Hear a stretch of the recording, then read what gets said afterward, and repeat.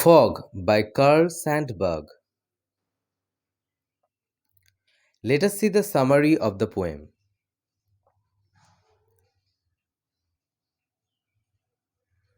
The poem is proof for how brilliant human imagination can be. We make up magical creatures like mermaids. Or we look at a cupboard and believe it's an entrance to a magical world. Sandburg's imagination is like that. He compares a common weather phenomenon, the fog, to a cat. More specifically, he thinks the way the fog covers a place resembles the way a cat silently enters a room. It makes perfect sense once the poet has put it that way. Moreover, just like a cat sits on walls or window sills looking over us humans, the fog settles down on a city and its ports. It doesn't trouble anyone but just looks on. For a brief time, it covers the city and then moves on to its next destination as silently as it entered. Let us see the literary elements of the poem.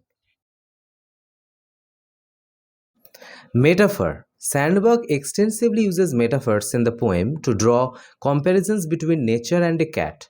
In the line "The fog comes on little cat feet," Sandberg has indirectly compared the fog with a cat. He also compares the fog settled over the city to a cat sitting on its hind legs in the line. It sits looking over harbor and city on silent haunches and then moves on. In the same line, the poet says that fog leaving the city is like a cat leaving a place quietly. Next, imagery. Sandberg uses simple words to create a vivid description of the fog. The phrases "the fog comes on," "sits looking," and "moves on" invoke imagery of movement in the poem. They create an image of the fog entering, settling over, and then finally moving away from the city. The phrases along with "little cat feet" and "silent haunches" come together to compare the actions of the fog to that of a cat.